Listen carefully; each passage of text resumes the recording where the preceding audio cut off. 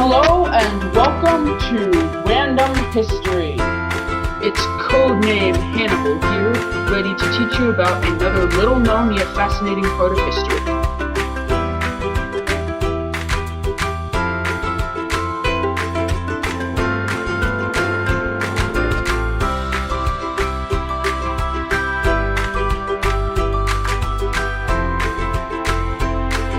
Hello and welcome to the first episode of Random History. I created Random History to teach people about the lesser-known parts of history and the lesser-known parts of well-known parts of history.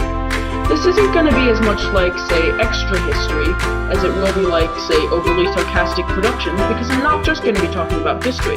I'm also going to be talking about literature, mythology. I'm going to be doing some debunking, and I'm also going to talk about cryptids, which are often not considered history because many people don't believe in them. So today I'm going to be talking about medieval Japan, and specifically one war from medieval Japan. It is a war that, in my opinion, is the most epic war from medieval Japan, but I'm not going to put that out as a fact, because there were a whole bunch of epic wars in medieval Japan. So, what am I talking about? You guessed it, the Genpei War. If you're from Japan, you might already know a lot about it, because its main chronicle, the Tale of the Heike, is as famous over there as the Iliad and the Odyssey are here. So, anyways, our story begins in the year 1160. Go Shirakawa is emperor of Japan, but a man named Minamoto Yoshitomo is in revolt. He leads 500 cavalry in an attack on the palace, killing the people, burning it, and capturing the emperor. The emperor will later escape disguised as a servant, but that's beside the point. Anyways, a man named Tera Kiyomori leads an army to try to rescue the emperor. He is unable to recapture the palace, however, and retreats. Yoshitomo thinks that Kiyomori's army is defeated and sends his own troops after them, but Kiyomori's archers then turn and ambush Minamoto's forces, annihilating them. Yoshitomo is then murdered by one of his retainers, but Tera Kiyomori decides to spare his sons. One of those sons will be named Minamoto Yoshitsune, and when he grows up, Kiyomori will regret sparing him. Kiyomori sentences baby Yoshitsune to a monastery. He clearly wasn't paying any attention to which monastery, because if he had, he surely would have noticed that he was sending the son of his greatest enemy to the temple of a god that was the patron god of his greatest enemy and the god of war. So Yoshitsune grows up hating the Tera family, and when he gets a chance to escape to a northern city to train as a samurai, he takes it immediately. This northern city is Hiraizumi, the jewel of Japan, and its ruler, Hidehara, risks Tera Kiyomori's anger by welcoming Yoshitsune with open arms. But there was a problem with Yoshitsune wanting to become a samurai. Most people who wanted to become a samurai started training at age 6 or 7 and ended at 15 or 16. Yoshitsune was trying to begin training at an age when most people had finished. But for years, Yoshitsune trained hard. Meanwhile, back in Yoshitsune's homeland, his older brother Yoritomo had escaped and had begun a rebellion against the Tera family. Yoshitsune begged Hidehara to let him join his brother in the rebellion, but Hidehara refused. Yoshitsune was like a son to him, but Yoshitsune was also a brother to someone else.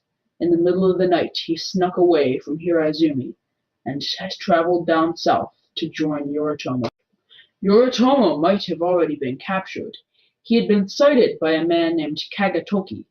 That's a name you're going to want to remember. Kagetoki. Kagetoki, however, secretly supported Yoritomo. He had told the Tera general he was working for that there was nobody there. Before we get into the battles that are about to be fought, we need to explain who the two sides are and what their armed forces are like.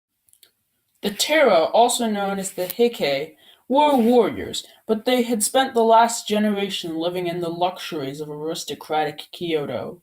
They were more used to poetry than mounted archery. The Minamoto, also known as the Genji, were different. When asked to describe how Minamoto warriors fought, a Tera archer replied, "A strong man shoots a bow that takes 5 or 6 to string. An arrow from such a bowman can pierce a double or triple suit of armor. and the smallest of their local lords commands at least 500 riders. Once in the saddle, those men never fall, nor do they let their horses fall, galloping through the roughest terrain. Should a father or son be killed in battle, they ride straight over the body to fight on. Needless to say, the Terror army sent to track Yoritomo down at the Fuji River was scared, and when they saw a massive amount of waterfowl flying up out of the river, they believed that the massive Minamoto army was attacking them. They panicked, some grabbing arrows but forgetting bows, some getting on the wrong horses, some getting on the right horses but forgetting to untether them. They panicked and ran, even though that massive flock of waterfowl had been scared by a single Minamoto spy who had tried to sneak across the river. The tale of the Heike goes on and on about how hilarious the singing girls thought this was. Several days after the hilarious quote-unquote battle of the Fuji River, Yoshitsune arrived. Right behind him were Tadanobu and Suginobu, two warriors of Hiraizumi. Hidehara had instantly regretted trying to prevent Yoshitsune from pursuing his destiny and had sent the two brothers to assist him. They would become some of Yoshitsune's greatest friends.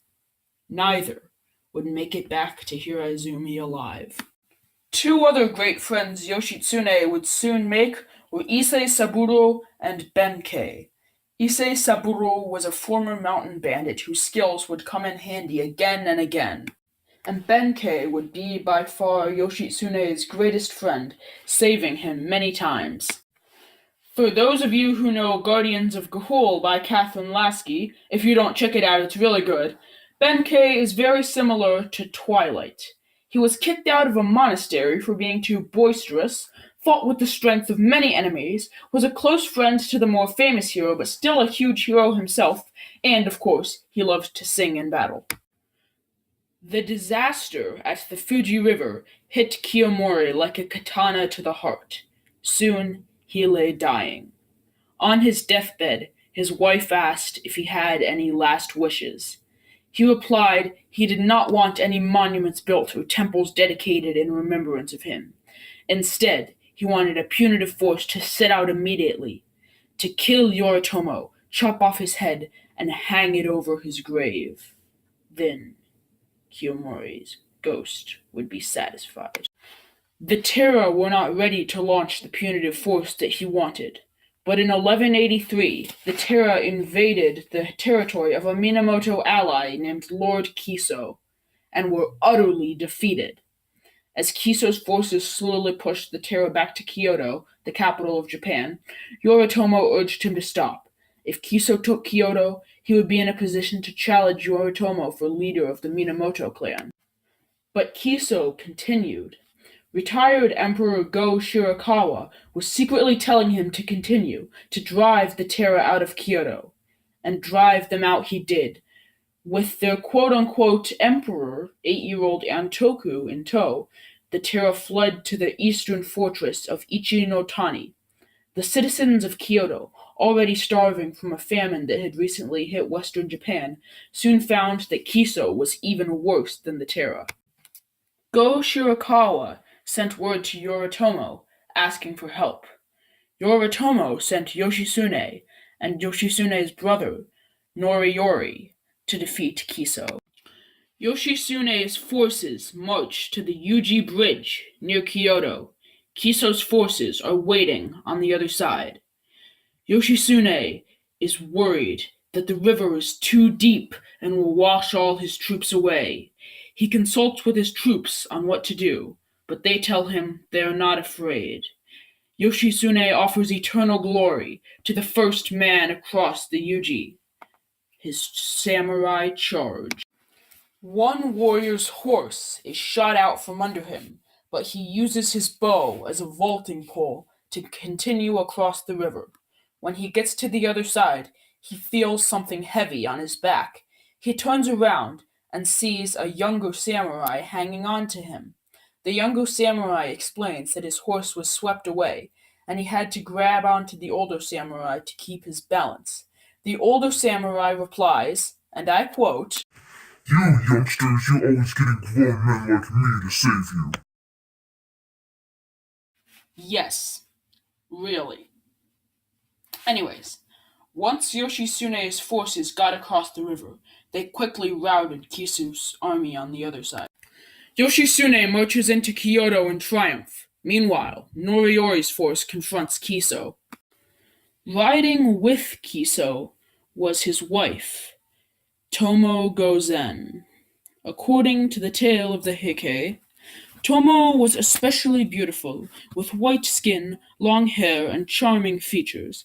She was also a remarkably strong archer, and as a swordswoman she was a warrior worth 1,000, ready to confront a demon or a god, mounted or on foot. She handled unbroken horses with superb skill. She rode unscathed down perilous descents. Whenever a battle was imminent, Kiso sent her out as his first captain, equipped with strong armor, an oversized sword, and a mighty bow, and she performed more deeds of valor than any of his other warriors. At the ensuing Battle of Owazu, Tomo Gozen killed a Minamoto warrior named Uchida Ieyoshi, who was trying to capture her. However, Kiso's army was outnumbered and overwhelmed. Tomo Gozen escaped, but Kiso was killed by one of Noriyori's samurai. The Minamoto had Kyoto, but the Taira still had large parts of Japan. The Minamoto army soon set out to take the fortress of Ichi no Tani from them. One of the Taira commanders at Ichi no Tani was named Noritsune. That's also a name you're going to want to remember. Noritsune. The Minamoto were outnumbered, and they were attacking a fortified position. The Taira had archer towers and palisades and walls ready to stop the Minamoto charge. They would then launch their own charge into the weakened Minamoto lines. Or at least, that's what their plan was. But Yoshitsune was leading a band of cavalry around near the cliffs that faced the back of Ichi no Tani. To light the way for his soldiers, Yoshitsune had them burn all the houses in the nearby villages. This was no uncommon act of brutality for samurai. In fact, Yoshitsune usually showed himself to be much kinder to the common people than others. But he was still a samurai, and in the eyes of the samurai were superior, and everything else was created to serve them. So, Yoshitsune's way was lit by the suffering of others. Yoshitsune's army caught the army of the Taira that was guarding the cliffs by surprise. After a brief skirmish, the Taira were driven off. As he approaches the cliffs, Yoshitsune meets an old hunter.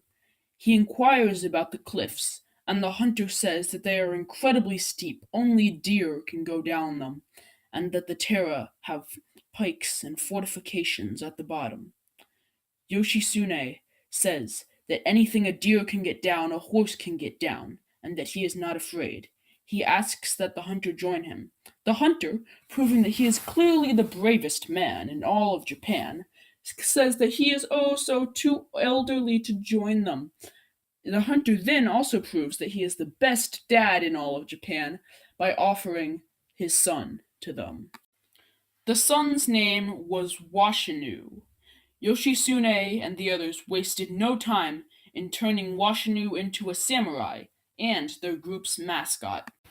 Down by the fortress, the Minamoto warriors were losing. The Taira archers ripped huge holes in their ranks, and the Minamoto could do nothing in return. Everything depended on Yoshitsune. Yoshitsune rides up to the cliffs.